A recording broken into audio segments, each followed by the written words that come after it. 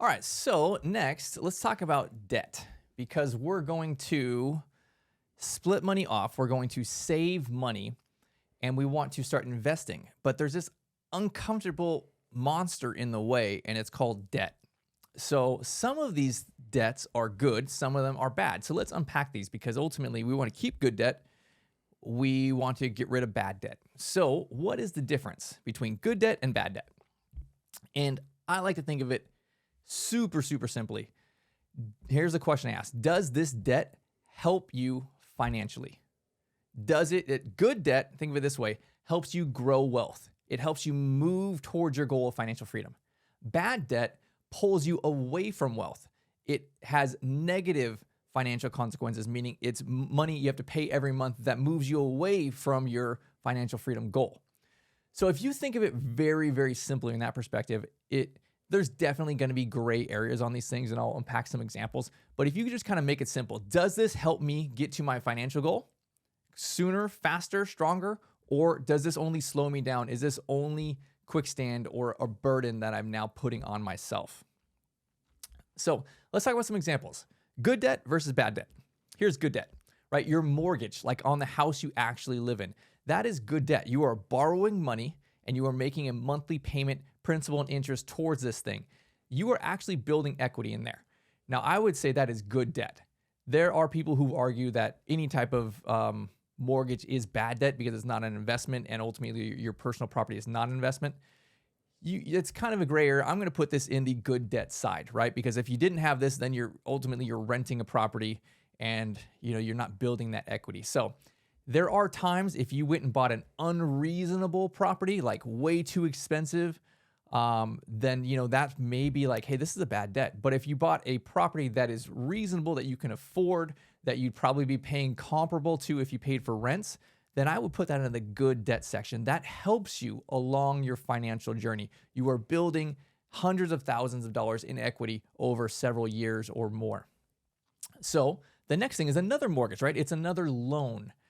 And this, if you put it towards rental properties, if you bought a rental property and you put 20% down or something to that effect, and you made a monthly payment for principal, interest, taxes, insurance, and you had some reserves, and then in addition to that, that was a higher amount than the rents were a higher amount than the mortgage payment and all those other things, then you have cash flow, right? You see down on the bottom there, little asterisks. Good debt creates cash flow. So this is the trick, the tool that the wealthy use. Good debt. Everyone who is a successful, wealthy person, except for Dave Ramsey, uses good debt. So there are for sure 100% good debt and bad debt, right? So an example, we love good debt. Laura and I love good debt. We have, holy cow, I don't know, maybe pushing closer to $10 million worth of debt. And it is all good debt. I don't think we have zero bad debt, probably $10 million worth of good debt, meaning all properties, right? Like the bank gave us loans for this and we have more income that comes in than our mortgage payments. So I have no problem taking on good debt, knowing that I can support that and it is safe. So good debts, mortgages, car loans. Car loans are another type of good debt if you can make money from it. Now because actually look I have this on both sides here, right? Car payment, car loan. So if you say you wanted to get a side hustle or you were growing your business and you needed to do deliveries, you bought a vehicle specifically to make more sales, make more money, it can be good debt. If you bought a car because it's your personal vehicle and you didn't buy it cash, you went and got a mortgage payment or a loan on it, that would be on the other side. That would be in bad debt. So buying vehicles, credit card debts, those things are bad debts. They literally pull you away, right? Because ultimately, think of it this way. Every single month, you have income minus expenses to get your personal profit. You have less personal profit if you have bad debt because you have to service those debt. You have to pay the credit card payment. You have to pay the car payment. But if in this example, the car payment was on one side as an expense, but that car specifically and directly brought in additional income superior to the expense it had, well, now that's potentially good debt.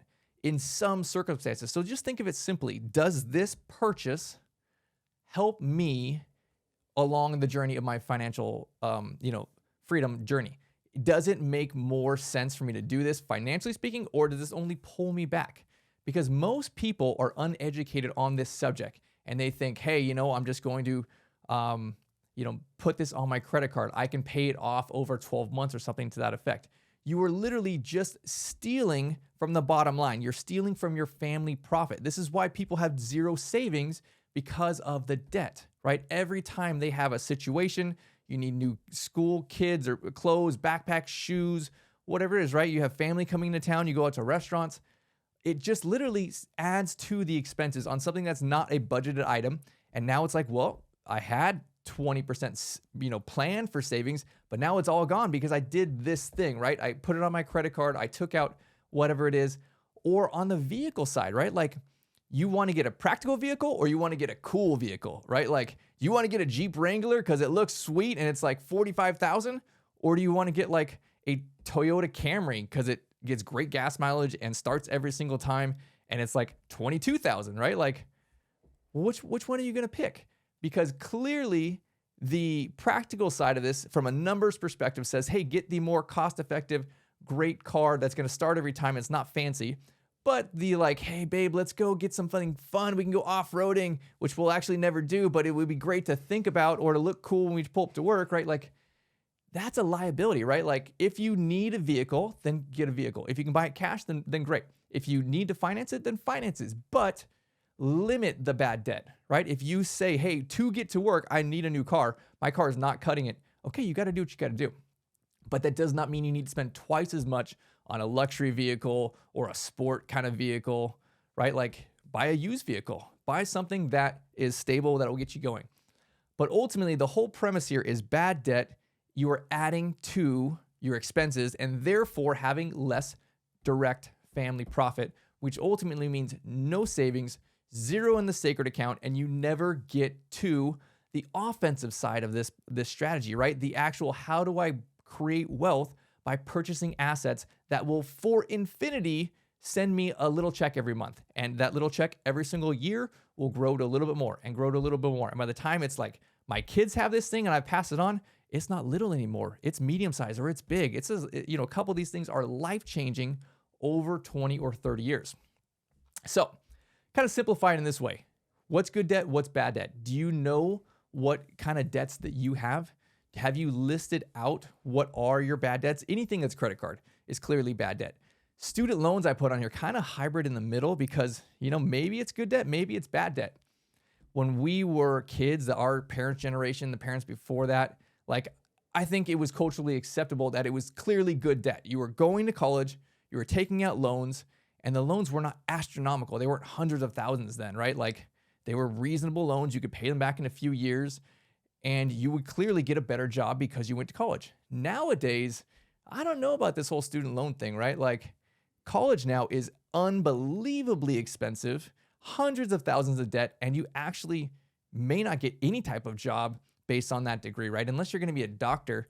But again, like, there's a lot of doctors who come and say, hey, I want to, work with you at Platinum and build one of your mansions. And they are hundreds of thousands of debt. It takes them 12 years and they still don't make great money. They make decent plus money, right? But like, I guess that's kind of a tangent. But nonetheless, student loans, I kind of think are a bad way to go. You may need to do it, right? But again, I would limit that. It is not good debt. It is clearly bad debt. There is no direct correlation any longer, especially moving forward, that you will make substantially more money in the marketplace by having some type of degree.